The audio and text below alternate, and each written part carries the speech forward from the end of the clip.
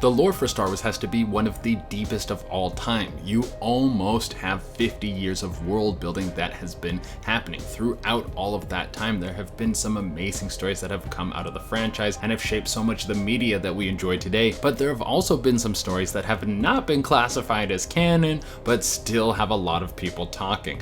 Hello, Most Amazing Top 10 family, I'm your host Jada Reyna, and welcome back to Most Amazing Top 10. Today we're going to pull back the veil in Star Wars and look into some of the tales that may or may not be true with today's list of top 10 Star Wars urban legends. As always, I would love it if you could like, comment, subscribe, and hit the little notification bell, and stick around for the whole list because I'm going to be doing some more pet shoutouts, which you guys love so much. Remember, if you want me to shout out your pet, you can hit me up on Instagram, and without taking any longer, let's get into this list. Coming in at number 10, we have Anakin's father. If we pod race all the way back to episode 1, we will have a key moment in the building of Darth Vader. There's a moment where Anakin's mother says that Anakin was born without a father. Now, most people just see this as the deadbeat dad scenario, and that the little boy's dad walked out on him at a young age. Man, think about how many lives that dad could have saved if he wasn't a dirtbag. Well, some people think that there's another answer to this question, that Anakin's father didn't exist at all. Once we get down the line in the Star Wars movies, there's a moment where Palpatine is talking to Anakin and he tells him about Darth Plagueis, who could create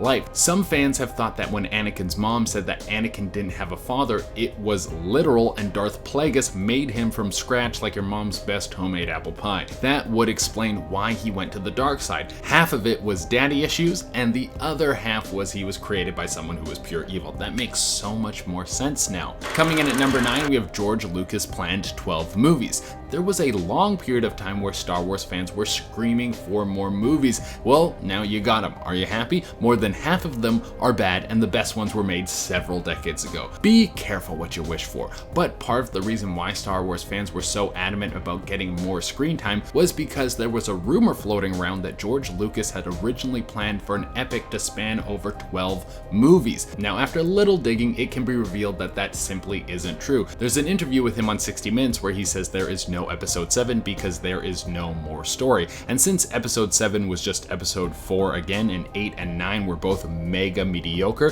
then I would have to say this guy was right. Coming in at number 8, we have the evil Millennium Falcon. What if the Millennium Falcon had a mind of its own, like those were cars in that episode of Futurama where they try to kill people? That's a very, very, very, very small reference that I don't think anyone will understand. And what if the Millennium Falcon was hellbent on making sure that the entire cast of Star Wars died a horrible death? Well, it would have done a pretty terrible job because most of them are alive, and Carrie Fisher, rest her beautiful soul, died after a long successful career. Well, calling this point the evil Millennium Falcon is a little bit of a stretch, but here's the rumor that was floating around. Apparently when The Force Awakens was being shot, Harrison Ford had his ankle snapped by the door of the Millennium Falcon. This thing swung open and then landed on his leg, leaving him hobbled like the story in The Last Jedi. That movie was stinky. But that was just the story that the internet ran with without doing any sort of fact check. It turns out that Harrison Ford actually got his ankle caught in a garage door, and that's what hobbled him. So the Falcon lives another day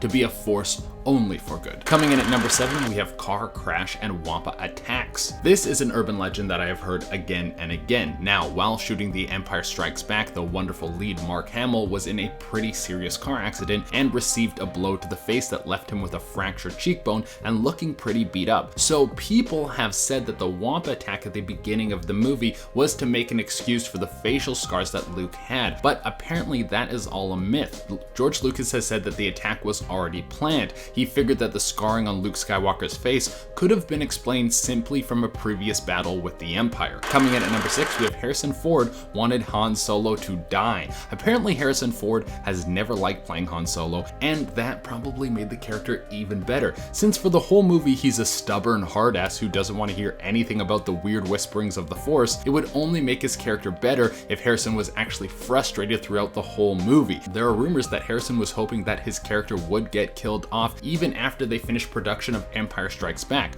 Part of the reason why Han Solo gets frozen in carbonite is apparently because no one could convince Harrison Ford to sign on for another movie. Eventually he said yes, of course. But here's another rumor that says the only reason he came back on for The Force Awakens was because he made it mandatory for his character to get killed off so he could never be asked to come back for another Star Wars movie. Coming in at number 5, we have Vader plan the fall of the Empire. In A New Hope, there are several scenes where Darth Vader and Princess Leia are face to face, and with Princess Leia being his daughter, and after the most recent movies, it has been revealed that she has Force powers, Darth Vader would have been able to pick up on this, especially when Leia herself was unaware of her own powers, so she wouldn't be able to hide this from Vader. This has led to some fans believing that Vader knew all along who she was and who Luke was, and was helping them get closer together so they could one day tear down the Empire. Now, why does Vader cut off Luke's hand?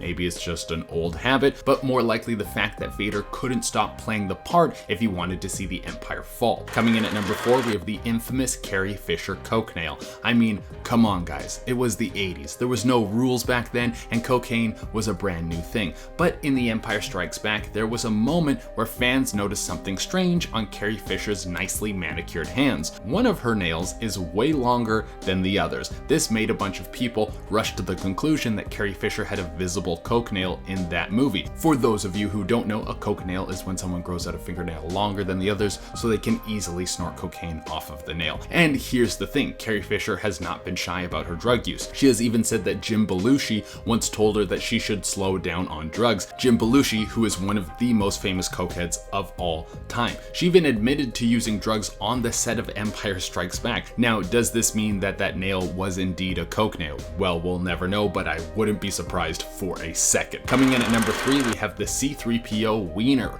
The myth of the disgruntled artist has brought us so much to work with, but apparently in the 80s, there was a Star Wars trading card artist that was upset with his bosses, so he decided to change the artwork on the C-3PO card, and he added a nice long metallic golden wiener. Now, the bigwigs at Star Wars have said that this is not true, and this is just a piece of the costume caught at a weird angle, but the idea of a robot dingle is so funny, and that is why it's on this list. Coming in at number 2, we have Who is Yoda? I mean, we know who Yoda is as a person and as a Jedi, but we know very little about his past and, more importantly, where he comes from. So far, there have only been 3 of Yoda's species ever seen on screen. There was, of course, Yoda, Yaddle from one of the prequel movies, and most recently, the cutest version of them all, Baby Yoda. But as to where this mysterious race of excellent Force users comes from, nobody knows. There are some speculations though. Some people think that the entire race of Yoda-type beings could have died off and Yaddle and Yoda were the last 2 remaining. Their species might have a deep connection to one another,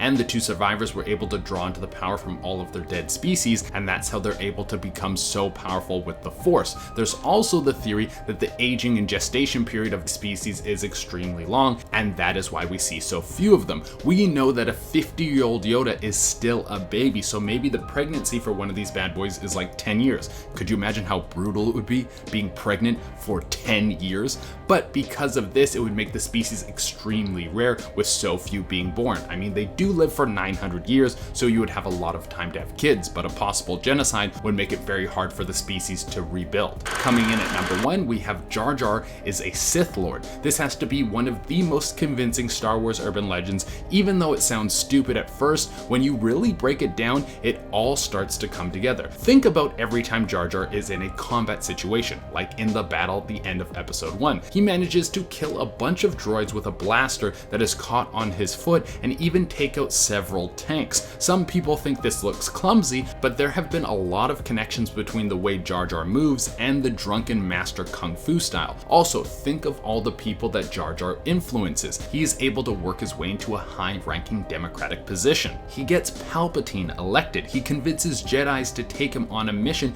and he influences the entire Senate. This is all supposed to be chalked up to dumb luck, but how lucky can one guy be? And on top of all this, Palpatine and Jar Jar are from the same planet. Who knows how long these two have been working side by side? Honestly, we could do a whole video just on this topic, but alas, we have reached the end. Alright everyone, that has been our list, and as promised, I'm going to be doing some more pet shoutouts. Remember, if you want me to shout out your pet, you can hit me up on Instagram. I pick new pets each day, so if you don't get picked one day, you can message back another day. If it takes me a little while to get back to, I am very sorry. I have a lot of these to do. And without taking any longer, let's shout out some pets. To kick things off, we have Piper, who is having a great snooze. Then we have Cody, who is all snuggled up. Right after that, we have Melody, who just caught a big old fish. Next, we have Twizzler, who's going for a nice car ride. And to close it out, we have Cupid the pygmy goat. That is so cute. All right, everyone, that has been our list. As always, I would love it if you could like, comment, subscribe, and hit the little notification bell. Until next time, I've been Shaderena, and use the Force. I don't know if that really makes sense, but whatever. You guys, bye.